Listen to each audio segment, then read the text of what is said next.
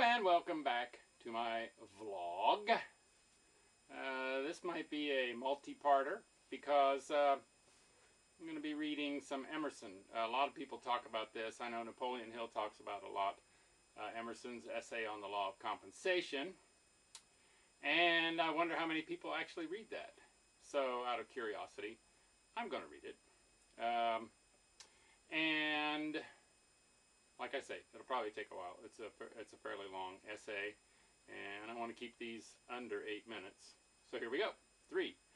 Compensation. Ever since I was a boy, I have wished to write a discourse on compensation, for it seemed to me, when very young, that on this subject life was ahead of theology, and the people knew more than the preachers taught. The documents, too, from which the doctrine is to be drawn, charmed my fancy by their endless variety, and lay always before me, even in sleep. For they are the tools in our hands, the bread in our basket, the transactions of the street, the farm, and the dwelling house, greetings, relations, debts and credits, the influence of character, the nature and endowment of all men. It seemed to me also that in it might be shown men a ray of divinity, the present action of the soul of this world, clean from all vestige of tradition. And so the heart of man might be bathed by an inundation of eternal love, conversing with that which he knows was always and always must be, because it really is now. It appeared, moreover, that if this doctrine could be stated in terms with any resemblance to those bright intuitions in which this truth is sometimes revealed to us, it would be a star in many dark hours and crooked passages in our journey that would not suffer us to lose our way. I was lately confirmed in these desires by hearing a sermon at church. The preacher, a man esteemed for his orthodoxy, unfolded in the ordinary manner the doctrine of the last judgment. He assumed that judgment is not executed in this world, that the wicked are successful, that the good are miserable, and then urged from reason and from Scripture a compensation to be made to both parties in the next life. No offense appeared to be taken by the congregation at this doctrine as far as I could observe. When the meeting broke up, they separated without remark on the sermon. Yet what was the import of this teaching? What did the preacher mean by saying that the good are miserable in the present life? Was it that houses and lands, offices, wine, horses, dress, luxury are had by unprincipled men, whilst the saints are poor and despised? And that a compensation is to be made to these last hereafter by giving them the like gratifications another day? Bank stock and doubloons, venison and champagne? This must be the compensation intended. For what else? Is it that they are to have leave to pray and praise, to love and serve men? Why, what they can do now? The legitimate inference of the disciple would draw was, we are to have such a good time as the sinners have now. Or, to push it to its extreme import, you sin now, we shall sin by and by. We would sin now if we could, not being successful. We expect our revenge tomorrow.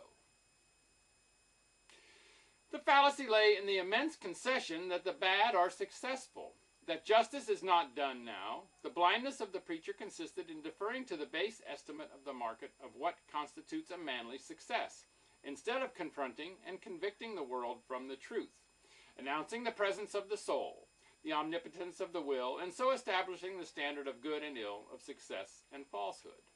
I find a similar bass tone in the popular religious works of the day, and the same doctrines assumed by the literary men when occasionally they treat the related topics.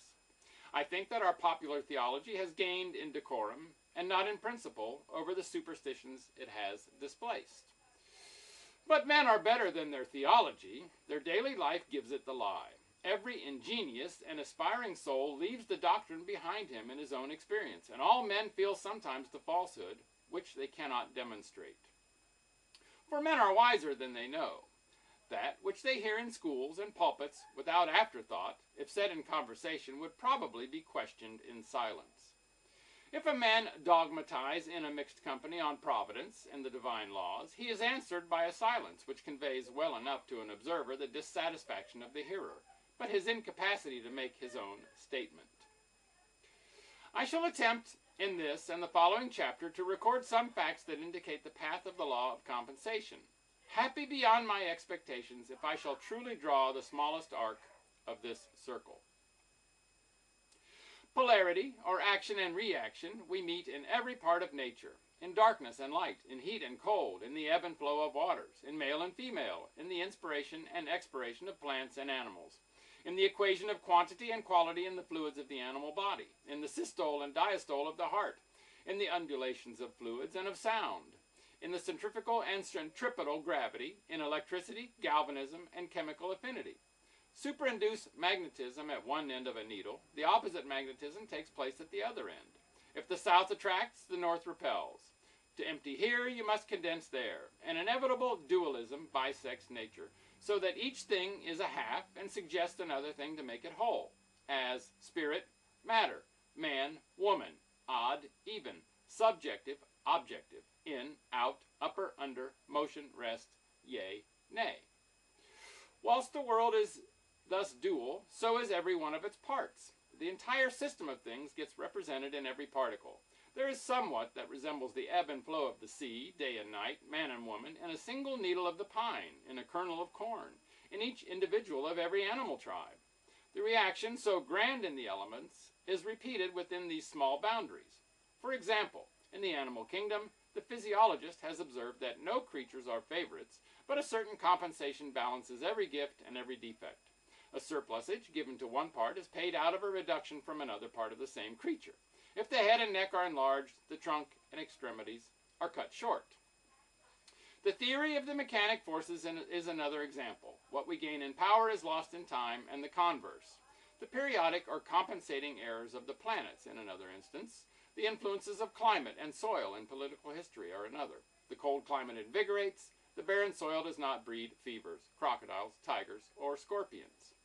The same dualism underlies the nature and condition of man. Every excess causes a defect, every defect an excess. Every sweet hath its sour, every evil its good. Every faculty, which is a receiver of pleasure, has an equal penalty put on its abuse. It is to answer for its moderation with its life.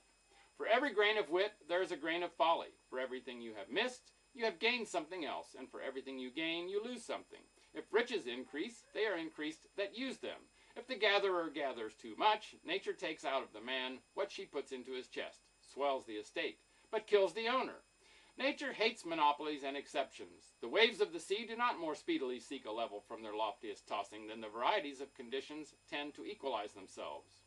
There was always some leveling circumstance that puts down the overbearing, the strong, the rich, the fortunate, substantially on the same ground with all others. Is a man too strong and fierce for society, and by temper and position a bad citizen, a morose ruffian with a dash of the pirate in him? Nature sends him a troop of pretty sons and daughters who are getting along in the dames' classes at the village school, and love and fear for them smooths his grim scowl to courtesy. Thus she contrives to intenerate the granite and felspar, takes the boar out and puts the lamb in, and keeps her balance true. And that's all for today. More another time. And tomorrow is Turkey Day, so make it a great Thanksgiving, and bye for now.